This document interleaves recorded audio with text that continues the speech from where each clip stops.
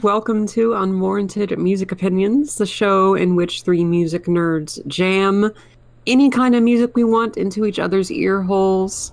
And we sit and we stew with that music and we regurgitate up our opinions about it at the end of the week. I am June Lindberg. I'm here with Chaz Jenkins. Are you ready, kids? And Brian Courtney. Hi, Chaz again. I don't know. I'm sorry. And today's episode is just a regular episode. But anything goes. I'm dubbing this core albums. That is what I've dubbed this week. My suspicions were correct. It somehow turned out that everything that we chose this week kind of represented at the base level our musical tastes. So everything, like my pick is definitely a June core pick, and then we have a Brian and a Chaz core pick. We're going to start with my record, and that is the 1995 Riot Grrrl post-hardcore queercore release by Team Dresch, Personal Best. This is a record that I got into at the beginning of this year, played the absolute hell out of, partially because it's so goddamn short at less than 25 minutes. Can't get enough of, is basically encapsulating just a vibe and an atmosphere and an attitude that I absolutely adore, that we have talked about a bit in the past.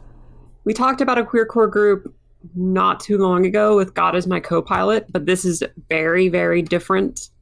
That genre is mostly characterized by just an attitude or an outlook or a topical focus rather than necessarily a musical set of standards. Because while God Is My Co-Pilot was ridiculous and very much out there and dissonant sometimes and shouty and weird and had like free jazz elements to it, had a little bit of like no wave elements to it. Personal Best is definitely more straightforward as far as the songwriting goes. It's definitely hookier. It has more, it's all just much more put together. While God Is My Co-Pilot was surreal and strange and had these, it was just trying to be as ridiculous as possible to illustrate their point. Team Dresch are much more specific about the issues that they decide to talk about. A little more personal, sometimes a little darker. And way ahead of their time with one of the songs and their topics. While God Is My Co-Pilot is a celebratory band, Team Dresch is very much a angsty. We understand what you're feeling. Here are some of our feelings, and just trying to help each other through it, kind of thing. I absolutely adore this. Of course, I absolutely adore this, but I was hoping for positive reactions because while I think you all liked the energy on God Is My Co-Pilot, it's just so weird and zany and out there, and that energy is so much of the appeal of the record. This one has catchy guitar lines, catchy choruses, hooks, stuff that I hoped especially that Chaz would like, but it also has very expressive vocal performances and deliveries, which I know Brian is into, so I've got my fingers crossed.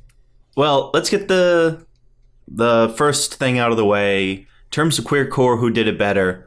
Team Dresch all the way. Well, they're different. They're very different. Here's my thing. And I think I'm starting to understand the queercore movement itself. I don't think it's about the music. It's more about the lyrical content. Right. Well, the music it just encapsulates a decent amount of genres in and of themselves, mostly like post-punk, a little bit of post-hardcore, a little bit of punk rock, a little bit of like alt-rock, a little bit of grunge. But obviously, musically, these two albums sound nothing alike. But in terms of lyrical content, they're actually very similar. But as you said, one is more of a celebratory, while one is more of a angsty, we'll get through this kind of way. So just want to get that out of the way. In terms of what I would go for musically, I would rather prefer a Team Dresch rather than a God Is My Co-Pilot. This album is super punchy. Love the production on the instruments. Love how the guitars sound, the bass and the drums. It's all so, loud and full. I love the vocal performances. They're rough in vigor and have so much attitude toward them, especially in that opening track. Faggotarian and Dyke, which is an amazing title for a song. It's a great title and is used as a reclamation of But I kind of... to set that standard. This might be stretching it so goddamn far, but I kind of get Acid Bath a little bit in that vocal delivery where she goes, yo! And like the roughness, like I almost get Acid Bath vibes from that. Yeah, she's yelling, she's screaming. But I mean, it's like coarse, like a post-hard chorus. It is so coarse. I don't really have any complaints in terms of the songs itself. Like, there is catchy guitar lines throughout this thing, especially Free Will is awesome. She's Amazing's got a really good one too. DA Don't Care's got a good one. Best song on the album, by the way, as I'll get into lyrically. But June, what do you think my biggest complaint about this album is? Just off the rim. I think maybe the vocals get lost in the mix for you. Yes. Sometimes. That's always your goddamn complaint. Because that is a legitimate complaint. Because lyrically, this album has some gems. But oh my God, whoever was producing the vocals on this thing fucked up bad. They are lost in the music, and not in a good way. You cannot convince me that it's done for a purpose or there's a reason behind it. Nah, whoever produced these vocals did not know what they were doing because they are swamped in this music. Now, whoever's producing them instruments, fantastic job. I just wish the vocals got the same treatment because they do really get lost in the sound. See, for me, after multiple listens, that becomes not an issue. Because I've heard the songs enough. I know what they're talking about. I can make out what they're saying. But here's the thing. 5 listens for everything this week. I went above and beyond. I feel like it was necessary because there's a lot to dig through these albums. Even after reading through the lyrics, it's still hard for me to get out some of the words they're singing about, which sucks because... So the thing about this album lyrically, and this is a bit of an issue I have with Brian's pick, but it's not as bad with Team Dresch. There are some mega gems on this thing, especially DA Don't Care, which is a song about victim blaming, which for 95 feels super ahead of the curve, especially with the There are a few moments that are kind of ahead of the curve. Like a song like that would fit in amazingly with today's landscape, with more women coming out about experiences they've went through. And I mean, a song like this in 95 feels so, like I said, ahead of the curve. It's kind of jaw-dropping, and it's full of... It just kind of shows that people have been talking about this for a really long time, but weren't really listened to. Yeah. In the way that they were trying. I mean, you know. But my biggest... like I said, there's some highlights lyrically, like growing up in Springfield. Astoundingly good. I mean, obviously you do, June, but I think it's fantastic. I think some of the songs lyrically are more of a placeholder for the melody. A lot of these songs feel like they're kind of about something, but not really about anything specific. They seem kind of vague. I mean, you got songs like Growing Up in Springfield, DA Don't Care. Vague? Faggotarian and Dyke, Hate the Christian Right. I mean... They're kind of, I can't really pick apart the lyrics here, but you've got songs like She's Amazing, like I said, Growing Up in Springfield, which is a crushing song. Oh my God, lyrically, that song. Hate the Christian Right is essentially about, like, for example, you never wanted to care. You never wanted to care, you kill, you kill, you kill. Fake smile. It's very just like shouting, punk delivery of basically saying, like, if you say... oh, I'm a Christian and love everybody. But you don't follow up those words with any kind of action. I think this album is at its strongest lyrically when it really feels introspective. Like, my favorite song lyrically is Growing Up in Springfield. Like, that song feels it's a great one. True to home for the lead vocalist. Where, I mean, the line of, like, those were the worst years of my life. Oh my God, it's so crushing. The one that gets to me the most is My Mother Cried When I Shaved My Head. Oh my God, that hits me in the fucking gut. When I was 16, she said to me, "You have a demon possession." I said, "What the fuck does that mean?" Yeah. Which, like, the whole goddamn song. And I think, so Team Dresch is a group which has 2 main vocalists and songwriters, Kaya Wilson and Donna Dresch. Kaya Wilson has the vocals in the slightly higher register. Her songs are a little punkier, a little poppier, I think. She does a lot of the songwriting and vocals on the first half of the record, while Donna Dresch has the slightly lower vocals. She's a little angstier, honestly. She's a little grungier. She's a bit darker lyrically. And it's hard for me to choose between the two because Growing Up in Springfield is one of Kaya Wilson's best songs in this album. But when I think about Donna Dresch, I mean, she's amazing, which is phenomenal. Screwing Your Courage, the closer. Number One Chance Pirate TV, which is a fantastic song. Also, I think very ahead of its time. Basically an homage to the widely panned Sinead O'Connor ripping up the picture of the Pope on SNL and condoning and then endorsing that action, which was widely condemned at the time. Yeah. Right, but now, and she was doing so to protest the sexual abuse happening in the Catholic Church. And everybody was like, oh my God, how could you rip up a picture of the Pope? And, and she basically, she was really, really big in the music industry in the late 80s and early 90s. This basically destroyed her career. Yep. It basically destroyed it. But she has absolutely, nowadays, that's not even a question. Is there sexual abuse in the Catholic Church? So many stories have come out.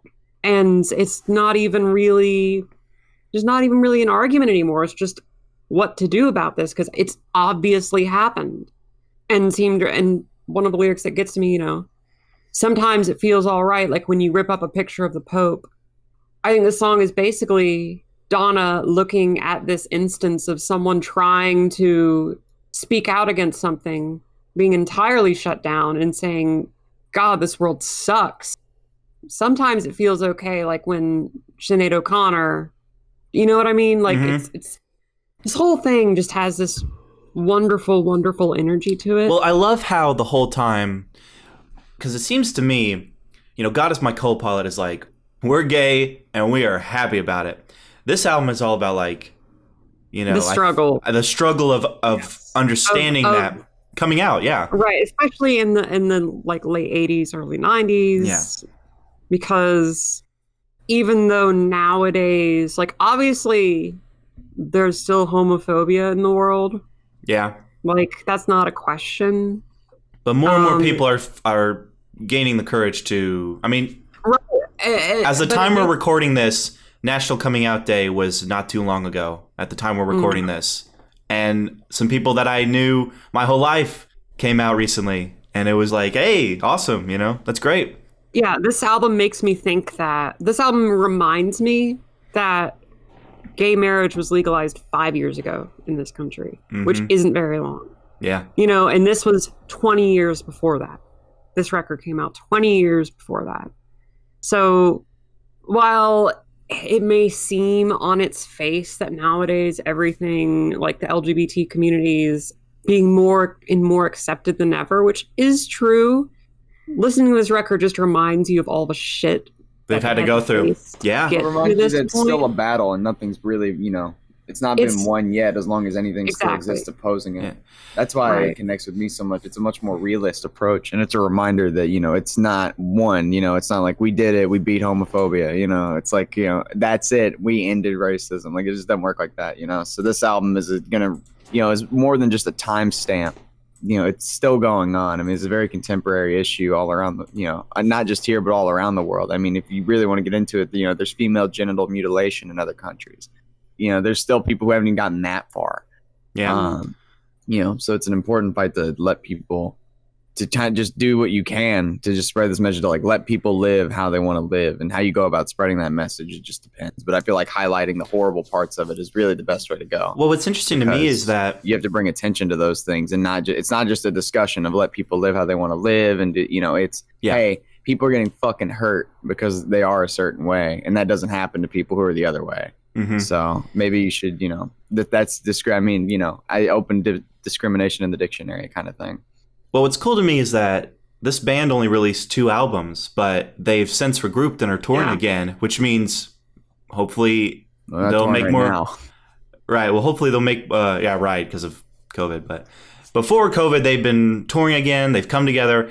Hopefully they release more music because I think their words are more prevalent now more than ever, which is a shame when, like you said, June, it's 20 years ago and we're still saying the same shit, to this day. We're going to do their other album as well on the show for a sequel at some point because I've been getting into that one lately. And it's just as good. And I can pull from both of these records, both these Team Dresch records, lyrical moments that just stick with me.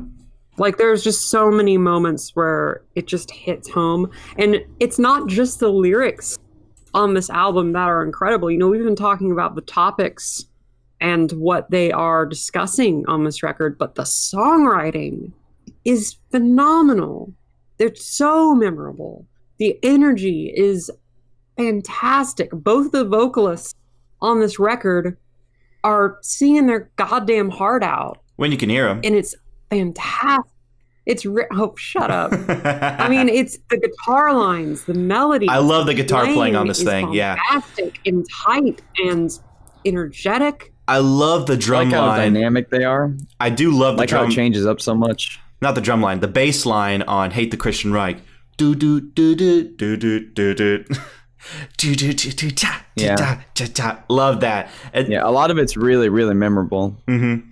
Like when you go back and listen, you're like, "Oh, I'm at this song." You remember the exact. And it's a breeze. I mean, it flows well. 24 minutes go by like nothing. I mean, it really is a tight package. Some of the songs are more fleshed out. Yeah, I would agree. My favorite songs are the longer ones, like "Hate the Christian Right," "Number One Chance Pirate TV," "DA Don't Care," "Springfield." Like those are all, all the songs that got enough time. I feel like they could have fleshed out some of these ideas more. Well, a lot of those songs, I feel like what they had is still good, but they, I feel like they're really, really great when they really wrote out these songs even more, just gave more room to the instrumentals to just be more than, great backings for the vote, because the instrumentals on their own are really good as well. But they should have. I think some of these songs could have been longer and done more. And I'm not a huge fan of like the love songs on here. They just don't connect as well with me. Like She's Crushing My Mind, Free Will, She's Amazing, and Fake Fight. They're good. Like they all luckily the playing is really good on all the songs, and I still can admire them. But I'm here for Hate the Christian Right at the end of the day. Well, for me, this album is at its best. She's Crushing My Mind isn't even really a love song. It's just about grappling with your sexuality. I still see it as like a. I guess not to box the song in, but it's like relationship based, and it is I guess it is more complex than the other ones trying to figure yourself out. But it just, for me, just didn't connect with me as much. Well, for me, the album is at its best when you have the introspective lyrics with the amazing songwriting, and that is sprinkled throughout. I think it's everywhere. I think it's every goddamn song on this album. I just don't think some of the songs lyrically bring to the table what some others do. I really just think some feel more a placeholder for the melody, while some truly feel like they had a core idea that they fully fleshed out musically and lyrically. But I'm not saying this album is front-loaded or back-loaded. It is a consistent listen. And a lot of highs on this thing. I didn't expect to like... On my first listen, I really just couldn't hear the vocals. I was really kind of getting a feel for the music, but more listens really, this thing grew on me a lot to the point where I'm now standing at about a decent 8 for this thing. Way better than God Is My Co-Pilot musically, although God Is My Co-Pilot is more memorable just in terms of lyrical content, but this thing has some gems in it that just feel more prevalent now than ever before. So, I mean, it's definitely worth listening to. And it's definitely worth listening to if you've ever struggled with who you are, your identity, your personal identity, who you feel you are as a person. I feel like listening to this is a good coping mechanism because a lot of the topics discussed on this thing are probably what you're going through right now. So, I mean, Team Dresch are cool in my book. Wouldn't mind wanting to talk about them again. I'm happy we listened to it for the show. I think I'm more of a fan of the second half. I think the first half is really good, especially with Hate the Christian Right being my favorite song from the first half. And then as we go on, I really get into the album around Fake Fight going to the end. That's kind of my favorite section is, with Number One Chance Pirate TV, it's an amazing song. DA Don't Care, amazing song. Growing Up in Springfield, amazing song. Screwing Your Courage, really great song. So to me, it is a little backloaded, even though the front half is pretty good. But it's worth, but it's so short, you stick around until the end and it's not a slog or anything like that, So I'm pretty positive on this thing overall. Definitely more lyrically up my alley. A little more, not subtle necessarily. I guess just more poetic about what it's saying. Whereas, God is my co-pilot is really in your face on it, and as it's said. So I was definitely more into this one, which was a little more like, you have to read into it a little more on your own as opposed to just getting what they're saying. There's value in that, but I think this one also, the playing is, like you said, June, just more for songwriting, less about, the energy's there, but it's not like all about the energy. There's a lot of elements that come together to make the song so good. Mm-hmm. So I'd go with like a decent to a strong 7. I'm pretty positive on this thing overall. Really enjoyed it. God damn, this album is amazing. I mean, I've been listening to this thing basically all year. It's only 24 minutes. The songs are fairly short, but the more I listen to it, still to the present, the more I like it. Every time I listen to it, I hear something that I didn't quite catch before in the instrumentation. I find a new lyric to latch onto.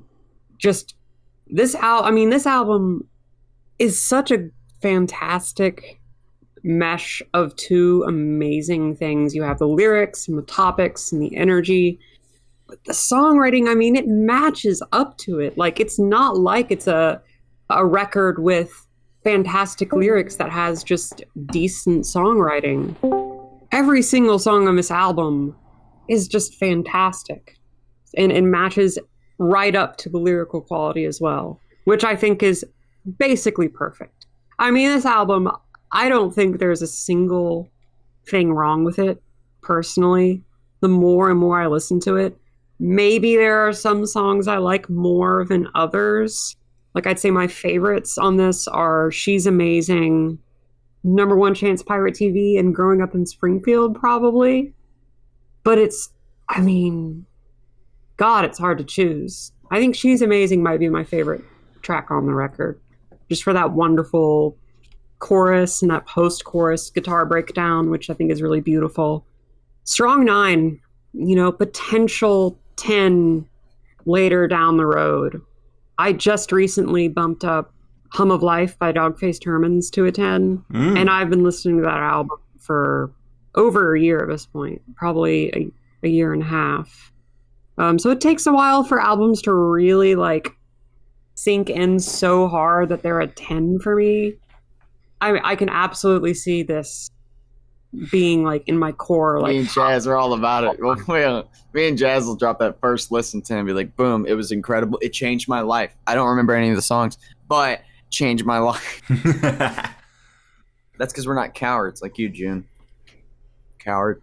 You give us a goddamn 8, you coward. I picked a 13-minute EP. Which is not the first time. Oh, you want to talk about what? You want to mention what album that is? Yeah. It's not an album, it's an EP. Oh, mm-hmm. Yeah, that's the one thing we know about it right now. Right. By Shygirl, called Cruel Practice. Released in 2018. Shygirl, a.k.a. Blaine Muiz, that's definitely wrong, better known by her stage name, Shygirl, I'm just reading the Genius page, is a British singer-songwriter and DJ from Southeast London. She's a member of the London-based label and collective NUXXE and works closely with label head Sega Bodega, which is the name I've heard, but I can't remember what he does. He produced this record. Shout out to Genius for writing that description so that Brian could read it instead of doing his own research. Shout out Genius. All right. Yeah, so it's like a little deconstructed club. Some industrial hip hop. Kind of industrial hip hop. Kind of number, A lot of grime. Pretty much right up my alley. I think it's got some unique qualities to it. It's got UK hip hop, some grime in it. Got this very sexy dart vibe, I guess, is how I'd describe it. Very dominatrix, I guess. Very dominatrix energy on this, especially on the first track with Rude, where she's talking down to someone. She's like, "Oh, I just think you're being rude." It's very playful, very flirty throughout.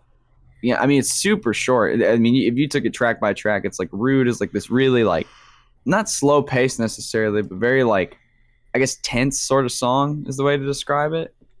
And then you have Oh, which is just a straight up fucking awesome song. I think it's just straight up banger with this repetitive, super incessant bass line that's just do do do do do do do do do do like the whole time as Shygirl kind of raps over the track. Then you have Nasty, which has like these really strange kind of textural sliding metal sounds. It's very industrial. It's like the or no, it's the it's a cello, I think.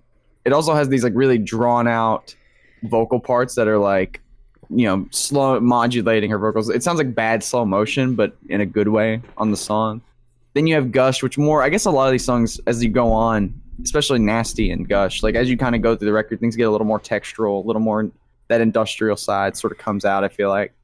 And then when you get the closer, Asher Wolf, which is just like kind of like more like Rude than any other song on the record, this sort of very methodical, kind of quiet compared to the other songs, sort of kind of horror-esque, and it's like, this very somber bass line, and then with Shygirl saying like, I got you right where I want you kind of thing. But all the songs do have this like very sexy vibe, and maybe it's just her voice is very like charged.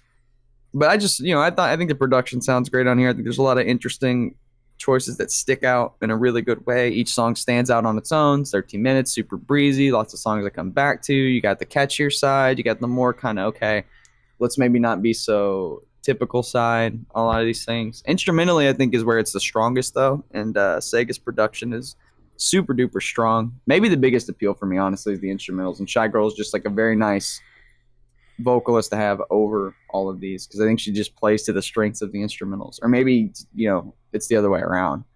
This is her only project outside of a lot of singles, so there you go. What'd you think? Chaz, what'd you think? I actually loved this too, just like Team Dresch. Is it the best industrial stuff we've listened to so far for the whole show? Actually, maybe, but it's an EP, so I'm kind of holding against that until a full-fledged project comes out from her. But I think the blend of genres here is what really sells this thing, because industrial hip-hop and Deconstructed Club on their own, you guys know this, it's still genres that I don't know if I'm all the biggest fans of, but the blend of those with the UK hip-hop and grime is like a match made in heaven. It really makes for this groovy, danceable beats that, even though like there's a lot of weird textured sounds coming out, I still kind of want to dance to it, especially in Asher Wolf. Yeah, I love the beat work on this thing. Super duper catchy and memorable. Every track has a certain thing that sticks out. It flows well too. I love the cello on the opening track, Rude. Just that wah, wah, wah, wah. Awesome. Awesome. Lyrically, this is pretty disappointing. I think that's my biggest gripe with it.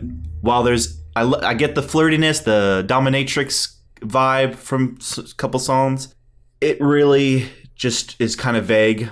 Just like I said about Team Dresch, though, I think it's a way bigger issue on this one. It just feels kind of like a placeholder. I'm not really getting anything from the lyrics that like tells me. I think it helps to create the vibe. I mean, it does, like on Rude or Asher Wolf, but I don't know. I feel like I was expecting a lot more than what I got. But her cadence and presence on this thing is super dope. I think that's what saves it for me, is that she's got a lot of personality and charm and just so much charisma and just swagger on this thing. Super confident. I feel like charm is a good word for it. Yeah. I feel like charm is a really good word for it. Is this something I want to listen to all the time? Maybe, just because it's an EP and it's super short. But again, the whole point of an EP is to just be like a little taste for what's to come, usually. Sometimes an EP can just be, hey, look at these things I'm working with. Here's a little EP about it.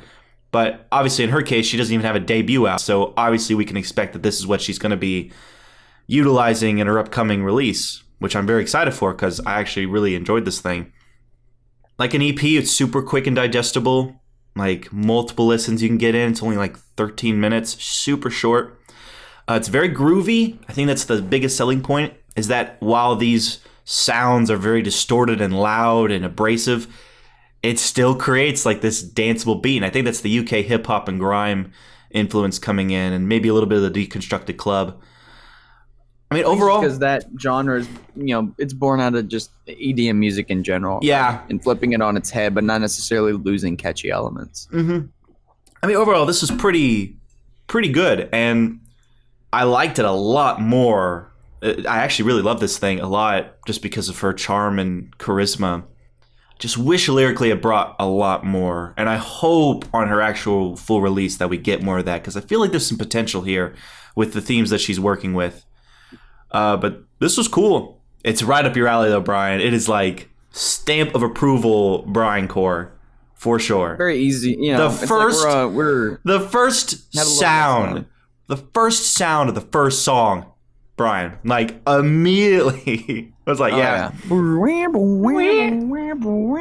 like when that song quiets down though. It's like, bow, like, you know, her voice comes in, it kind of drops out the more intense parts of the song, and she's just kind of, you know, speaking over the beat. I really like that part. You're just so damn rude. Boom, boom. Awesome. Yeah, it's really good. It's like enticing, you know. It is really super enticing.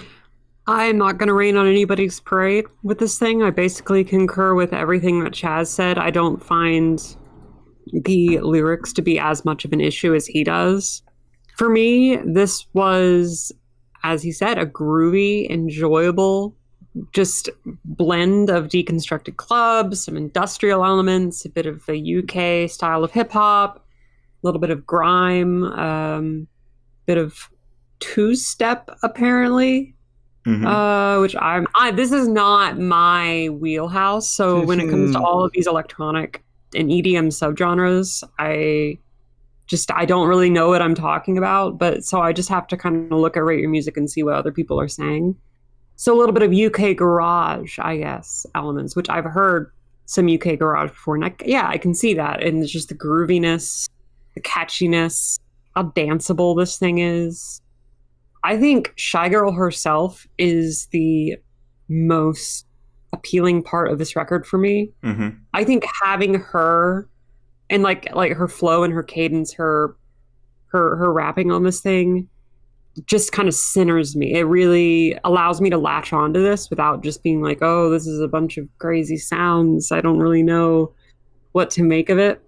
Yeah, like to me, a vocalist over anything, you know, helps me, like I've always said. But like through this, she really, I don't know, she brings a new dynamic to the songs on their own, because that's a good point. If these were just on their own, it's like, I mean, these are tight, but this, you know, it needs something else. She brings it all together. She is like the bow that wraps the present, you know? I am super excited if she comes out with a debut full LP.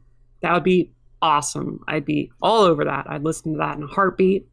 My biggest issue with this thing is that I think a lot of the songs, actually pretty much every song on the track list except for Asher Wolf, ends quite suddenly or abruptly or without really allowing the instrumentation to reach its highest just potential.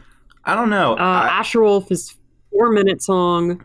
The rest of the tracks are all under 2.5 minutes. I feel like it's just, I feel like it's gas pedal down the whole time. I don't know. I feel like a song like "Oh" would be my perfect example of like right from the start. Like that song is doing everything it's going to do right off the bat, and that's why they're kind of so short. I just wish they had a little more room to breathe and would ride out some of these grooves a bit longer, just for a little bit more staying power. Because for me, sometimes feel a little bit not underwritten but underutilized, I suppose. Well, for someone who is not the hugest fan of some of these genres, I think the fact that it doesn't overstay its welcome helps a lot for me. I don't want these songs to go on any longer than they do. I think they serve their purpose just fine. And I love that it's just not wasting any time to get onto the next track. I can really appreciate that. I mean, if her album, when it comes out, flows just like this, I mean, hell yes, thank you. Because a lot of what I find with industrial hip-hop is that, you know, they got these core ideas and sounds, and they run them into the ground at some points where it kind of loses its luster of why it's so industrial in the first place. I don't think we get that here, because I still listen to this thing 5 times, and when I hear that first track, I mean, that still kind of hits me, where I'm still kind of like taken aback. For me, like the dopamine hits at the start of "Oh" that just like and like the fucking "Oh, I guess you know." Oh, dude, it's so catchy. I think that song is like a perfect. Just try this. Just try that. You can't. There's emotion here. You can't see. And June, this is an EP. Cilantro. The whole point of an EP is like a test. It's essentially like. I know, but I think that the song, like, if I'm going to criticize the songs themselves, I think the songs themselves could have been less brief, less just in one ear out the other. I want to let these songs rest a little. Right. Well, here's the thing. If the beauty of an EP is that like these songs don't have to, if they're going to end up on the album, don't have to be the final version. Like she might tweak them or change them for the debut. So we could just be looking at like version 3 of some of these songs. You know, that there's a lot that goes on in the album making process. It seems like type to not go back to stuff though, but considering the number of singles she's released after this. That's true. I would be surprised if any of these songs show up on a full. I doubt it. I guarantee the Kim Petras situation where you get just, I mean, like when Kim Petras' album dropped, it was basically a bunch of singles everyone had heard on an album. You know, it was like, here's my debut album. It's actually a bunch because, you know, you might just be a singles artist. So why wouldn't you do that? You know what I mean? Like, it totally works if people love your singles that much. Shygirl seems like the type that would make like have more of a concept around a release with the themes and stuff she's working with. I think the theme that unites all these songs is their similar vibes, similar lyrically, kind of just, you know, kinky. Like this is very much a moment in time. Very kinky. Like this album is holding a whip. It's so kinky. It is going to hit me with said it's whip. Very like scuzzy, I think is the best word for it. You know, very scuzzy. It's very scuzzy. I go with like a decent 8. I think it's pretty awesome, honestly. Light to decent 8. Every time I listen to it, it's like pretty fire. You know, like I mean, it's just a great little. I mean, I feel like the problem with these, I wish they would change the name and I'd be so fucking long. But with this genre of like electronic music, this kind of take on club music, is there's not a lot of just projects out. Like it's very new genre. There's 1 or 2 genre defining albums right now that are like here you genre at this point, right? Because it's still based on club music, so it's still kind of has. And I mean, there's a few compilations out there, various artists on like for example, like just PC music record label compilations. There's a few of those out there, but you're right. Like as far as like defining deconstructed club LPs. Records, you got Sophie. And I'm sure there are a few others. Like I mean, Charlie XCX, if she continues with where she's going with her music. Right, that's more of a bubblegum based thing.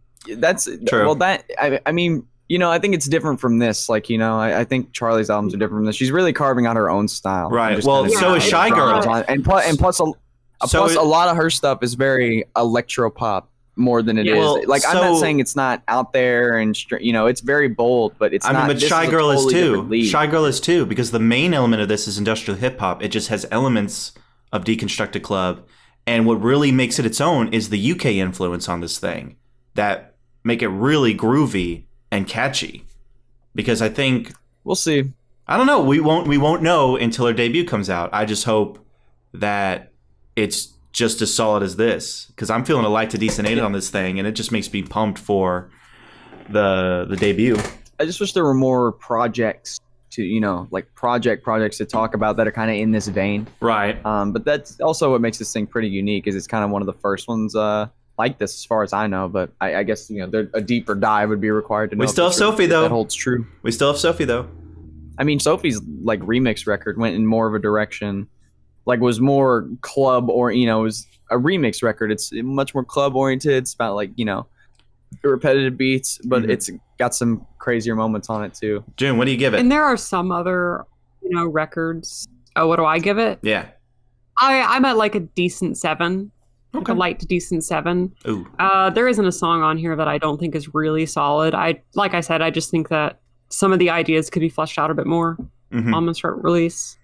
And it isn't, I mean, really, that's about all I have in place of criticisms. I think that some of the songs have catchier hooks than others. I think Asher Wolf has probably the catchiest love that hook on the record. Yeah, love that. I think like the first few tracks, while I really, really like the energy, they don't necessarily stick with me melodically quite so much. So I think that if she were to come out with a full-length debut, I definitely want stronger hooks. Not to say that not to say that the hooks here aren't strong, but I just want some fucking badass hooks on this thing. You know what I mean? And I don't think it always reaches that height. She really needs to rub in the Vaseline that's on her face on the album cover. I don't know why. It's like this strange, shiny person. It's very cool. Oh, Kai Winston has another album. That's like the only other one I can think of. The Kai Winston bitch is like one of the only other. I mean, and Arca has a few records out. And I'm just looking at the Rate Your Music chart right now, and I'm not even a huge fan of those Arca records, even though her production's fantastic. Yeah, like there's some out there. Alicia Crampton. It's very much a budding genre, and it's also very it's thriving. Obscure.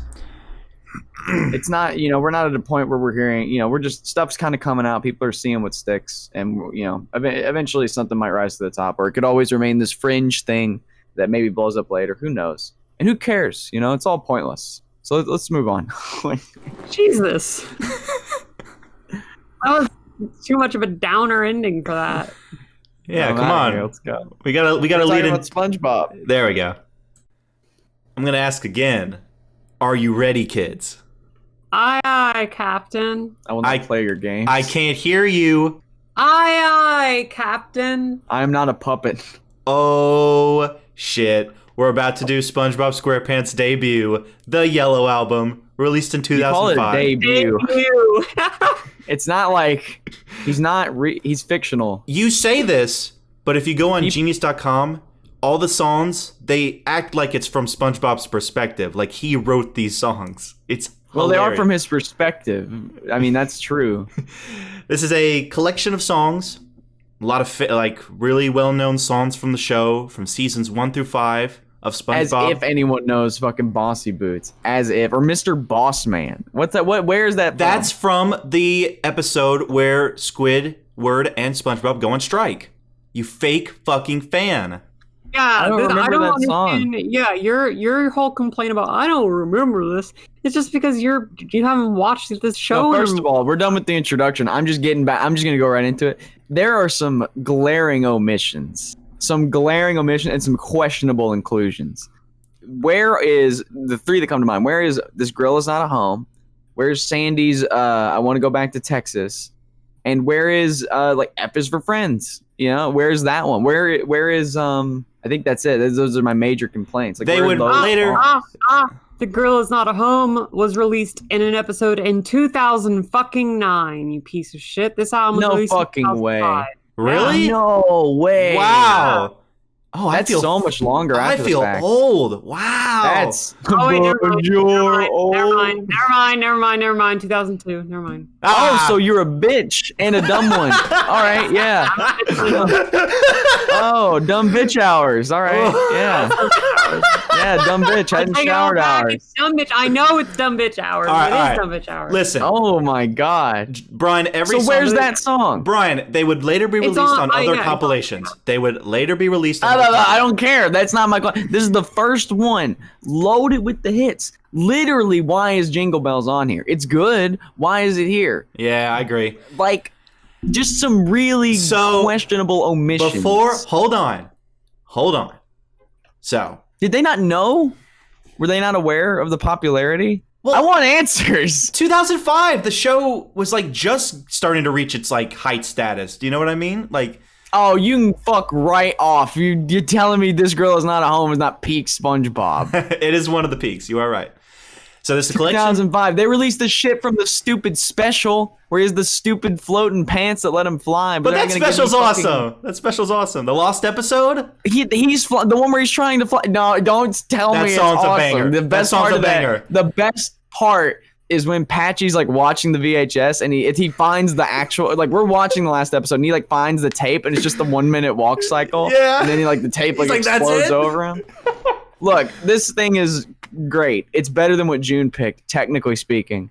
But for very different reasons. But I have hold on. Let me finish my introduction.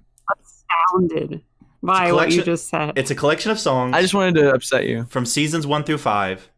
A lot of memorable tracks on here that anybody who's an avid SpongeBob fan will know and love.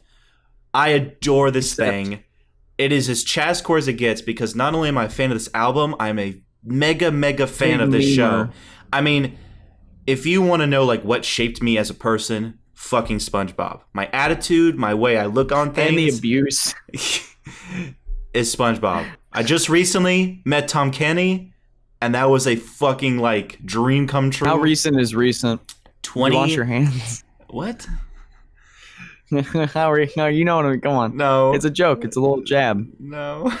Please don't do this. Did you wash your hands? Did you wear a mask? No, it wasn't that recent. It was last year. That's what I was getting at. That was the joke. Okay. Oh. It didn't land. What a great joke. I just crashed and burned. It. I love this thing. The best way I can describe this album that I've heard is that it's the greatest album that Ween never made, is the best description of this album. And I think that is 100% accurate, because not only was Ween one of the biggest inspirations for SpongeBob from creator Steven Hillenburg, but Ween has been on a SpongeBob episode. It is a match made in heaven. I cannot wait. For a weenie. I cannot wait to talk about this thing with you guys. Ween-esque. I hope it went over very well. What did you guys think? Okay, so right off the bat, theme song start off. I mean, that's how you start the album. Theme song's fine.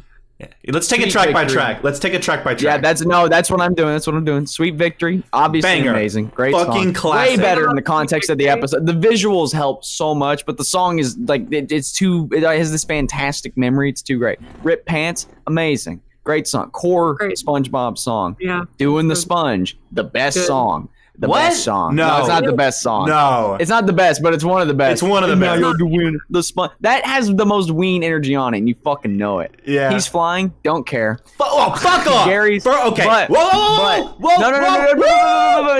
I'm talking. You can't skip that. You're right. You can't skip that. I'm talking. But who's holding the stick? Who's holding the stick now? Me. Bitch. It's not a real stick. You're pantomiming a stick. There's a stick motion, but there is no stick. He's flying is from the special where his like pants are round and he flies or something. Yeah. And he rescues the melody on that. Snail. I love to hang around and say I told you so, but it's up to jellyfish. Fields I go, roads and streets are not for me. Awesome. Dude, when there's a part there's a visual element when he rescues Patrick from that mine that's missing. I don't remember what it looks like. And I'll save Patrick from this mine. Awesome. Transition's awesome into Gary's song though. Like the end of that song, One into of the Gary's best. song. Oh, Great song. Amazing. Classic shit. Straight up classic shit. That Sweater song shit. is also classic shit. Yeah. You know? Yeah. I like that when he yells at the end, there's a high note on the piano too that matches him. Hey, all you people. Great. Pretty Patty's great episode. Yeah. You know, just really hilarious, That's creative. not from Pretty Patty's. That's from the episode where Mr. Krabs starts like industrializing jellyfish jam. Oh, you're right. Yeah. I guess I mistook it. And then he factory farms. Holy shit. Yeah. He's actually a monster. Yeah. Bubblebee Box. Awesome. Great little instrumental track. Amazing. Underwater Sun. Don't like Underwater Sun. What? I don't like it. I think it actually sounds. The it's the only song crunchy guitars. It's kind of It's bad. down below. It's a little bad. Oh. However, then we get the best song, When Worlds Collide. No. Oh Wait, my You fucking missed God. you missed Botsy Boots song. Fuck off with I that. don't care. Oh well, that's because I don't care about it. And then you have Wow, Worlds it's Collide. literally- The Bossy Boots song is Can I good. just talk about what I've been It's going through literally- everything? I just wanted to get to When Worlds Collide. It's literally- amazing. it's literally the actually prequel. amazing. This song I listened to this last night for the show. Got to When Worlds Collide and it finished, and I fucking played it again. It's incredible. It is an It's awesome. So It might be the fucking best. Awesome. It might be the best. It's so fucking good. I love that stupid fucking robot. When Worlds Collide. That's you Tom can Kenny. run, but no can hide. It's just That's so Tom fucking Kenny. perfect. That's Tom Kenny and Dave, the voices of SpongeBob and Patrick. They Oh yeah, because the caveman sounds just like Patrick. yeah. Oh, it's so awesome, Brian, I mean, how can like, you? I don't want to throw around the word milestone, but I feel like it's kind of a musical milestone. It really is. The music video too. I love the panning horns. It's a little. I honestly was listening to it. I was like, I guarantee you 100 Gex would throw together a song like this. I guarantee, like with this kind of like ridiculous, stupid beat. Oh, was so pleased. Then we Was get so Jellyfish pleased. Jam, which is an awesome instrumental as well. Which I thought was gonna be the stadium rave, so I was like all ready for it, and then it was like that's like the la la la la la. That one's really good. That I was happily surprised. Then we get a banger. Song. Best Fun part fact. is Patrick screaming in the background, trying to keep up. You can hear him the whole time. June. Fun fact about Campfire Song. It was written by Dan Povenmire, who wrote a majority of the songs for Phineas and Ferb, including Squirrels in My Pants, Busted. Actually, that's why he's the co-creator. So awesome. Yeah, he's a co-creator of Phineas and Ferb. Look at him. He's the voice of Doofenshmirtz and everything. Oh my god! Fuck yeah! Yeah, I love these worlds colliding. Yeah, when worlds collide, you'll have it's a curious thing. I bet you never heard a robot in a cave. Yeah. Then we get "Hey Me, Mr. Boss Band." He was made in the lamb. I was born in the cave. So let me hear you holler from the center era rave. Oh shit, dude! I love that song. That's like one of my favorite songs we've done for the show. It's like embracism, it's like love delay, and right under that is worlds collide. Like, it's nice, that fucking, and it is. I mean, it is razor thin, like close. So then we get "Heyman, Mr. Boss Band," which I love. I think it's a great like protest song. So silly. I love the line, "Waking up about 3:45 for $1.10 an hour." Then we get that song. I don't remember, but I do like it. Then we get "Stadium Rave," another banger. I mean, that is like extremely influential EDM track. Visuals help. Then you get a couple of like weaker tracks that are just good like filler. You get "All You Need Is Friends" and Nick's B Dandom. But I love these because I remember exactly what episodes they're from. Super nostalgic for me. But "You're Old" was a nice surprise. I was like, what is this song from? And it fucking came on. I was like, oh yeah, this is like the episode where Mr. Krabs has to take the fucking Dad, you have to take your pill. Barnacles, I hate the pill. It's like this fucking watermelon person. Yeah. Yeah, it's amazing. Then we get "Electric Zoo," the greatest song, the greatest song ever written. Then we end kind of weak. Those on here, we end kind of weak with "Jingle Bells" and BC Strut. Even though the "Jingle Bells" is like, why is this here, as opposed to some other songs. It's a great cover. It is actually too really fucking long. Yeah, too fucking long. It's the longest song on Jingle here. Bells, right? What? Did you prefer this or the Scott Walker kind of? This Jingle Bells. This is how you include a Christmas tune in your fucking album, Scott Walker. Even though you still don't like it though. You don't even like this one. Yeah, I just don't like Christmas. BC Strut is like straight up. It's weird that we just did fucking Richard D. James. I know. This is the closer for this album. I was like, what? What the fuck? I thought it was kind of wild. Okay, so for starters, Brian, how the fuck can someone skip over a Bossy Boots song when you're literally a KKB? When you're whatever one, it's like a June Core song, so I'm already done with that. You're literally a KKB fan, and this is like. No, it's not. Yes, it's not like KKB there is at all. strong Kero Benito vibes on this. No, the vocal not in delivery, the slightest, Chaz. You're high. No. June, what do you think? No, I think Chaz is actually kind of right. Because you think so? when I heard this song, well, you didn't hear it because you weren't listening to the fucking song, you piece of shit. I was relying on June to say you were wrong, so I could be like, yeah, she's heard more music than you did. Like, no, you're wrong, Brian, because I listened to this song, and it reminds me of all of this early to mid '90s twee pop and indie pop stuff. So much so, like, I listened to the song and it, like, the little guitar line, the vocal delivery, the vocal melody reminded me so much of Tiger Trap. I looked up and was like, did Tiger Trap write this? Is that Rose Melberg on vocals? Because it sounds like her. It's not. It's a band called The Capsules, which are very, very, very obscure and awesome. Nobody knows or talks about them. But yeah, it's just this wonderful little twee pop tune. I mean, this album is amazing. And you're right, Brian. I think it's not even a criticism. It's just this thing would be even better if it had all those bangers. But I mean, the bangers. I am absolutely criticizing it for like that. Like, "This Grill Is Not a Home." That's like my favorite SpongeBob song until I heard "Worlds Collide." But it would have been my second favorite ever on here. Here's the thing. And it's like, I mean, the bangers they've got on here are just as strong because they're some of the best. I mean, "Sweet Victory." The only song I wish like wasn't on here, like straight up wasn't on here, was replaced. Is "Underwater Sun." I just straight up don't like that song. I can't believe you don't like. Dude, I fucking hate how it sounds so much. I hate that dude's voice right at the beginning. Like, the chorus is okay. I fucking hate how that song sounds. The guitars sound like they went for something like whatever they went for just doesn't work surf for punk. Me at all. I think it literally just sounds bad. I think it literally just sounds fucking bad. That's nutso. So to talk about this album a little bit. Literally tailored for me. This was like made in the factory. They knew I was going to be born in 1997, and they said, when 2005 we're going to release this album for Chaz when he reviews it for Unwarranted Music Opinions. They knew. You'll be 8 years old. You won't really know what's coming yet. But yeah.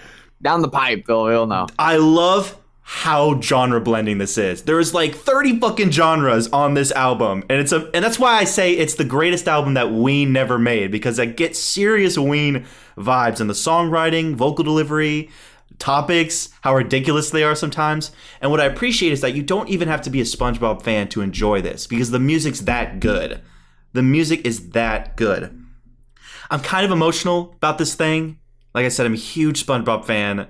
Like, when You're Old comes on, I kind of tear up just a little bit. Like, I feel totally ridiculous when Worlds Collide come on, because I get so fucking happy. Like, instantly, I'm like, oh my god, I'm like, finally. Like, every single time I got through it, I was like, finally, a good fucking song.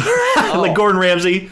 Finally. It's like everything before this is good. Doing the Sponge is awesome too. Oh, but like, I didn't remember when Worlds Collide. I was like, what is this song? And then it came on, and I was like, I don't remember what it's from. It's fire. I don't remember what it's from. And then someone was like, well, it's like the live action part with and then it was like someone. It was like I had been your third eye. Your third eye. Your third eye open. Yeah, exactly. It was like, boom, and I remembered all at once. Oh, dude. 90% of this album is flawless from front to back for me. Until Jingle Bells and BC Stride. Hate those songs. They're way too long, and it ends weak. It ends so weak. We could have ended with any other great track that Brian ended. Well, it's the cavemen walking around doing stuff. I don't fucking care. Pantar Fwee Fwee. Come on, man. Tom Kenny makes this fucking album. Oh my god, his singing is amazing. Well, his rapping? He's one half of the greatest rap duo. Yeah. Unfortunately, they only released one single, but it's better, It's better than all. It's better than like half of Death Grip's discography. It's better than half of Death Grip's discography. It's better than, I think, every Nas, and it's better than all rap. I don't know. I don't know what else. Yeah. You just have to go full ridiculous if you're gonna go ridiculous. I think it has surprisingly great production, and you know what's funny? The person who produced this helped produce a lot of music for like Dora the Explorer and Blue's Clues. Which is a huge... It's probably just making sure it sounds super clean, honestly. Yeah, but I mean, I love... There's not anything that's that crazy on here. I don't know. Some of the guitars are super dirty and crunchy. There's a fucking crazy guitar solo on Campfire Song. I don't know if you can hear it. It's really quiet in the back. Right at the end of Campfire Song, someone freaks the fuck out. I'm talking someone like zappas the shit out of this fucking guitar. Like, it is a little nutty. Yeah. It's really quiet in the back. You should go back. You don't know what I'm talking about. At 30-something minutes, great flow. My only complaint is Jingle Bells goes on way too long, and I think it ends weak. That is like my only complaint. Some songs are fine in context, but I won't pick them out like Nick's Be Dandum. Or they're all short. Yeah, but they're short ones too. They're just good little skits. I feel like that I'm here for When Worlds Collide, Rip Pants, for the big songs that are past the minute mark, Sweet Victory. It's amazing to me, and this is a testament. Sorry. I'll let you go, June. One thing I want to say is that what amazes me the most is how strong of an album this is, even without the SpongeBob context. It really is a testament to the creators of the show of how amazing they are with their craft. These songs are funny, they're catchy, they're amazingly produced, they're actually great, fantastic. I mean, Gary Come Home is fucking phenomenal. I love the guitar on that. Wow, wow, wow, wow, wow, wow. That piano. It's so fucking corny, dude. It's all you. I know. Yeah, I know. What were you going to say, June? About Sweet Victory. That song doesn't even remind me of SpongeBob anymore. Because anytime we've played, I've sunk 150 hours into Left 4 Dead 2 in the past year and a half. And I have, ever since I started playing it, I had that mod that replaces the victory credits music with Sweet Victory.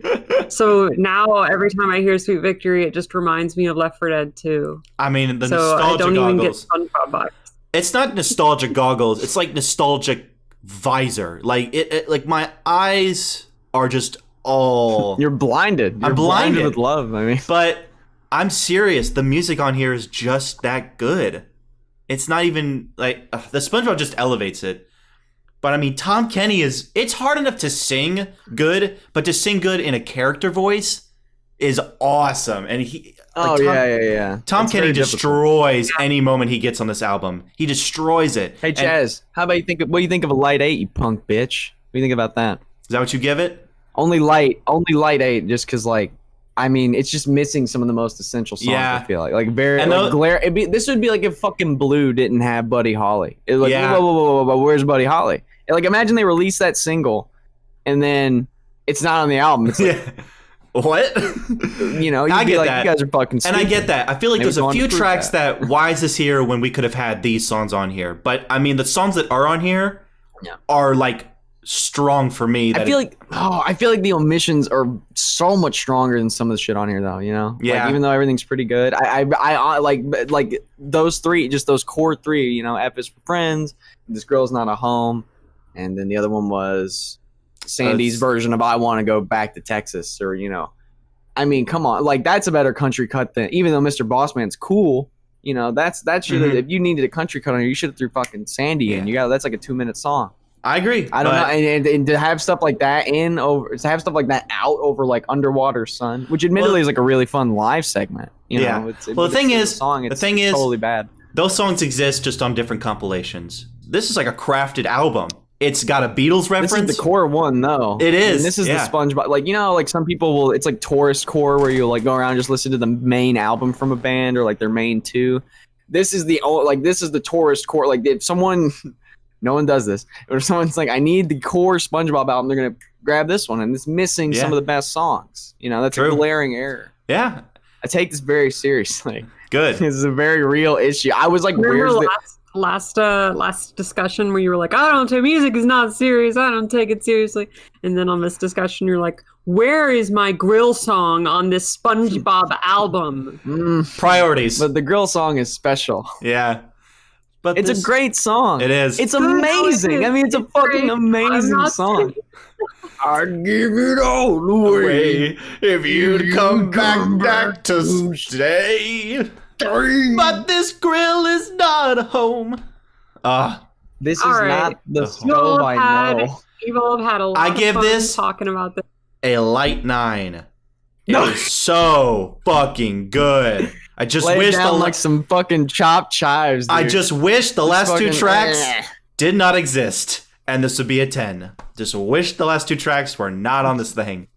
It's nearly flawless for me. Disappoint me, June. Don't puss out. Don't puss out. Season 7! Fuck! I thought I would have gotten a strong. Fuck. Puss. Not as strong? Are you serious? Look, I adore some of the tracks on this thing, but obviously there are highlights and there are relative lowlights, even though nothing on this album is bad, in my opinion. I grew up with SpongeBob too. I get a lot of nostalgia from this as well. I don't know why am not crying tears of joy listening to this the way that the two of you are. It just doesn't, I'm not necessarily going to come back to the SpongeBob album all that much. Oh my God. It's not going to be a core record. I don't want to listen to her anymore. Let's just go. What are we doing next week? It's good, okay? Good Lord. So next week, you're gonna get on me for giving this album a 7 when you gave my album a 7. Right. I know. But you didn't pick. Sorry. But June, you didn't pick the SpongeBob album. You picked Team Dresch. Yeah, exactly. You gotta sleep where you make your bed or whatever. You don't make your bed though. Called out. I see it too. Right behind you. It's a fucking mess. Next okay. week. Another sequels. Yeah, we're gonna do another sequels pretty soon after. We've got one more down the line. I guess we've had a lot of groups that we wanted to talk about again, and we just wanted to make sure we had. We're just doing whatever we fucking want. How about that? Yeah, we're doing whatever we want. So for this upcoming episode, we're going to go back to Scott Walker, who we previously talked about with his album Bish Bosh, his final record. Final solo. May that son of a bitch rest in peace. An album which Chaz absolutely despised, hated, maybe his least favorite thing he's heard. Couldn't get through it twice. Amazing. Yeah. So we're gonna go way back. It's like top 1969 with Scott 4, an album that is entirely different than Bish Bosh. So much so that I think Chaz actually might really like it because it's like you're listening to a different artist. I mean, it's completely, utterly different. You need not be scared going into this thing. All right, we shall see. We got to do an album that I've grappled with, but I need outside opinions on this thing because I find myself kind of disappointed with it over time. But you got to go back, give it another try, and see what you all think. See if you can bring some insight to me. We're gonna do Clarence Clarity's Think Piece. Whoa. That is not at all what we just discussed, but okay.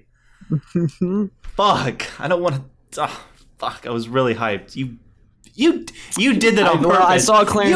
You already knew your pick. You already knew your fucking pick, and you just. Yeah, but I saw his name, and I know neither of you have heard it, and it's been such a long time since I've listened to Even Know Now, and I've tried Think Piece, and I need outside. I need to know what other people I know think. All right. Because no one else I know listens to Know Now. So need some outside opinions. This week is still going to be fucking weird because we are going back to Ween. Speaking of Ween from the SpongeBob album, we're going to do, I thought it was perfect because this will be the last time I want to talk about this band. We did their early career, their mid-career, and now we're going to end with their final career with the 2003 classic Quebec, one of my personal favorite Ween records, and I felt it was the perfect album to end on with the Ween discography. But so far, Ween's been big hit with you, Brian, and I hope this continues that train. And June, I know it's been a long time since you've heard this, so should be it's been a long time. Should be a really good fun. It's some of my favorite Ween songs on this one. Should be exciting. This has been Unwarranted Music Opinions, where the show. I'm Brian. I was with Chaz and June. Yeah. We'll get it next time.